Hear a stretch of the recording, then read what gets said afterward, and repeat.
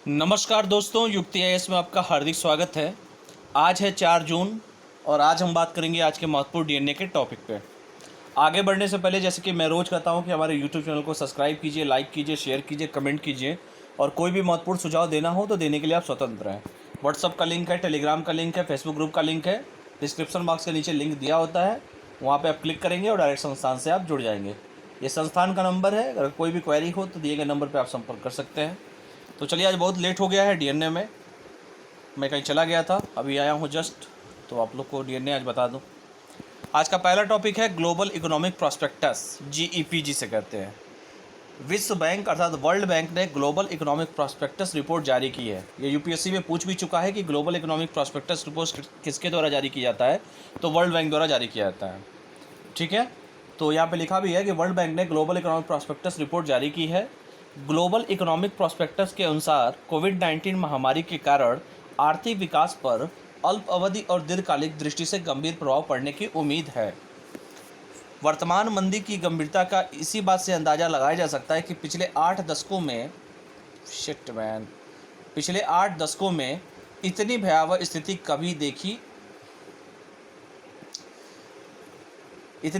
स्थिति कभी नहीं देखी गई है। विकसित देशों में, जो विकसित देश हैं, वहाँ पे सकल घरेलू उत्पाद की वृद्धि 2020 में -5% घट जाएगी, अर्थात वो माइनस में चली गई, -5% तक घट जाएगी। विकसित देशों में सकल घरेलू उत्पाद की वृद्धि 2020 में -5% तक घट जाएगी।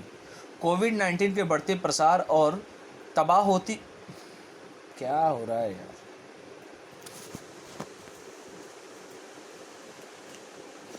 तबाह होती अर्थव्यवस्था के कारण प्रभावित हो रहे लोगों की स्थिति का आकलन करने पर पता चलता है कि 2020 में लगभग 60 मिलियन लोग गरीबी रेखा के नीचे श्रेणी में आ सकते हैं। तो ये देख लीजिए भयावह कितनी स्थिति हो गई है कोविड-19 को लेकर, कि आप खुद देख रहे हैं कि जो विकसित देश है वहाँ के सकल घरेलू उत्पाद की वृद्धि जो है 2020 में -5% तक घट जाएगी, मतलब -5% डिक्रीज हो जाएगी। और कोविड-19 के बढ़ते प्रभाव और तबाह होती अर्थव्यवस्था के कारण प्रभावित हो रहे लोगों की स्थिति का अगर आकलन करने पर यही पता चलता है कि 2020 में लगभग 60 मिलियन लोग गरीबी रेखा से नीचे की श्रेणी में आ जाएंगे। तो आप देख रहे हैं कहीं पे चक्रवात आ रहा है, कहीं पे कुछ हो रहा है, कहीं पे कुछ हो रहा है। चलिए, हम विकासशील देशों की स्थिति की बात कर रहे हैं कि जो विकासशील देश है उनका क्या स्थिति है, क्या स्टेटस है। रिपोर्ट के अनुसार उभरते बाजार और विकासशील अर्थव्यवस्था अर्थात emerging market and developing economics वाले देश स्वास्थ्य संकट, प्रतिबंध, व्यापार, निर्यात और पर्यटन में गिरावट इत्यादि जैसी समस्याओं का सामना कर रहे हैं। पूर्व में आई महामारियों के अध्ययन के आधार पर यह निष्कर्ष निकाला जा सकता है कि इन देशों में अल्प अवधि के दौरान उत्पादन में 3 से 8% तक कमी होने की संभावना है। यानी कि अर्थात अगर विकासशील देशों में अगर पहले की महामारियों से कंपेयर किया जाए तो ये निर्णय निकल रहा है कि अल्प अवधि के दौरान 3 से 8% तक कमी आने की संभावना है। आयात करने वाले देशों की तुलना में निर्यात करने वाले देशों की समृद्धि दर धीमी होने की संभावना है। अर्थात जो देश आयात कर रहे हैं की तुलना में जो निर्यात करने वाले जो देश हैं, मतलब आयात की तुलना में जो देश निर्यात करते हैं सबसे ज़्यादा, उनकी समृद्धि दर धीमी होने की संभावना है। आगामी 5 वर्षों के दौरान औसत उभरते बाजार और विकासशील अर्थव्यवस्था वाले देश वित्तीय संकट के साथ ही उत्पादन में लगभग 8% तक गिरावट दर्ज कर सकते हैं, जबकि औसत जो EMDES जो दिया हुआ है ऊर्जा, अर्थात EMDES का यहाँ पे देखिए फुल फॉर्म लिखा भी है, इमर्जिंग मार्केट अर्थात उभरते बाजार और विकासशील अर्थव्यवस्था वाले ऊर्जा निर्यातक देशों में तेल की कीमत में गिराव के कारण उत्पादन में लगभग 11% तक कमी आने की संभावना है। ठीक है, तो सबका डेटा आप लोग देख लीजिएगा। ग्लोबल इकोनॉमिक प्रॉस्पेक्टस रिपोर्ट के बारे में बता देता हूँ। जैसे मैंने कहा कि यूपीएससी में एक बार यही पूछ दिया गया था कि इस रिपोर्ट किसके द्वारा जारी किया जाता है। तो ग्लोबल इकोनॉमिक प्रॉस्पेक्टस रिपोर्ट विश्व बैंक समूह की एक रिपोर्ट है जिसमें वैश्विक आर्थिक विकास व संभावनाओं की जाँच की जाती है। इसमें उभरते बाजार और विकासशील अर्थव्यवस्थाओं पर विशेष ध्यान दिया जाता है। यह वर्ष में 2 बार जनवरी और जून में जारी की जाती है, अर्थात साल भर में 2 बार की जाती है, जनवरी और जून में। याद रख लीजिएगा, जनवरी और जून में। ठीक है, तो ये रहा आज का पहला टॉपिक। अब हम बात करते हैं दूसरे टॉपिक की, इलेक्ट्रॉनिक्स विनिर्माण प्रोत्साहन हेतु योजना। देखते हैं क्या है। इलेक्ट्रॉनिक और सूचना प्रौद्योगिकी मंत्री श्री रविशंकर प्रसाद जी ने हाल ही में देश में इलेक्ट्रॉनिक उत्पादों के व्यापक पैमाने पर विनिर्माण को बढ़ावा देने हेतु प्रोत्साहन योजना लॉन्च की है। 3 प्रोत्साहन योजनाओं की लॉन्च की गई है। इन 3 परियोजनाओं में शामिल है। पहला है उत्पादन लिंक प्रोत्साहन योजना। उत्पादन लिंक प्रोत्साहन योजना के तहत घरेलू विनिर्माण को बढ़ावा देने और मोबाइल फ़ोन निर्माण तथा निर्दिष्ट इलेक्ट्रॉनिक घटकों में व्यापक निवेश को आकर्षित करने के लिए उत्पादन से जुड़े प्रोत्साहन प्रदान करनी होती है। इस योजना से भारत में इलेक्ट्रॉनिक विनिर्माण को काफ़ी बढ़ावा मिलेगा और वैश्विक स्तर पर इलेक्ट्रॉनिक क्षेत्र में भारत को एक नई पहचान मिल सकेगी। ठीक है, तो ये पहला योजना है उत्पादन लिंक प्रोत्साहन योजना। ठीक है, दूसरा है electronic component and semi conductor के विनिर्माण के संवर्धन के लिए योजना, यानी scheme for promotion of manufacturing of electronic components and semi conductors. उच्च घरेलू मूल्य संवर्धन के साथ इलेक्ट्रॉनिक उत्पादों के विनिर्माण के लिए आपूर्ति श्रृंखला का विकास आवश्यक है। इलेक्ट्रॉनिक घटक इलेक्ट्रॉनिक उद्योग की बुनियादी इकाई होते हैं और इसमें अधिकतम मूल्यवर्धन होता है। इसीलिए भारत में इलेक्ट्रॉनिक विनिर्माण के समग्र दीर्घकालिक और सतत विकास हेतु एक जीवंत इलेक्ट्रॉनिक घटक विनिर्माण पारिस्थितिकी तंत्र काफ़ी महत्वपूर्ण होता है। इलेक्ट्रॉनिक कंपोनेंट एवं सेमी कंडक्टरों के विनिर्माण के संवर्धन हेतु यह योजना देश में इलेक्ट्रॉनिक विनिर्माण पारिस्थितिकी तंत्र को मजबूत करने के लिए इलेक्ट्रॉनिक कंपोनेंट एंड सेमी कंडक्टरों के घरेलू विनिर्माण से संबंधित बाधाओं को कम करने में मदद करेगी। ठीक है, तीसरा है संशोधित इलेक्ट्रॉनिक विनिर्माण क्लस्टर। ठीक है, modified electronic manufacturing cluster EMC 2.0 scheme important है, देख लीजिएगा आप लोग।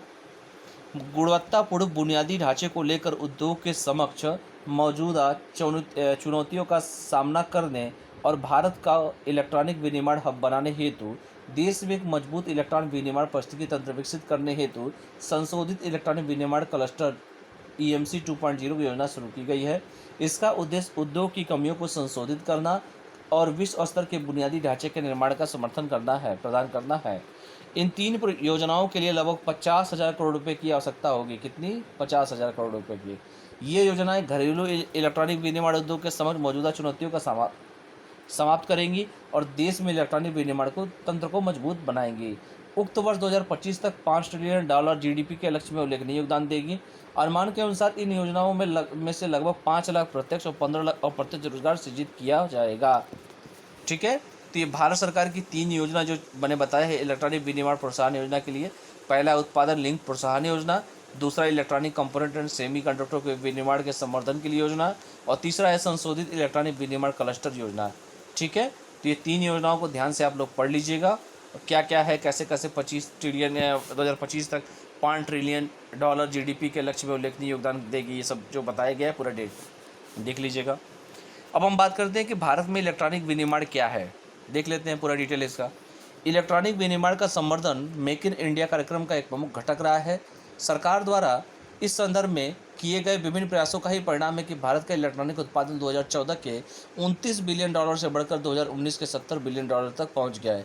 अर्थात आपको पता है कि मोदी गवर्नमेंट 2014 में आई थी, नई सरकार आई थी और 2014 में जब आई थी तो $29 बिलियन से आज 2019 में अर्थात 5 सालों में $70 बिलियन तक पहुँच गया है। जहां एक और वर्ष 2014 में भारत में केवल 2 मोबाइल फैक्ट्रियों की तुलना में अब भारत विश्व में दूसरा सबसे बड़ा मोबाइल फ़ोन उत्पादक देश बन गया है, सबसे ज़्यादा फ़ोन उत्पादक देश बन गया है और सबसे ज़्यादा जनसंख्या भी तो है सेकंड अगर देखा जाए तो दूसरा है, ध्यान से देखिएगा, दूसरा मोबाइल फ़ोन उत्पादक देश बन गया है। वित्तीय वर्ष 2018-19 में मोबाइल हैंडसेटों का उत्पादन 29 करोड़ इकाइयों तक पहुंच गया है, जो कि 1.70 लाख करोड़ रुपए के बराबर है। वैश्विक इलेक्ट्रॉनिक उत्पादन में वर्ष 2012 में भारत का हिस्सा केवल 1.3% था, जो वर्ष 2018 में बढ़कर 3% तक हो गया है।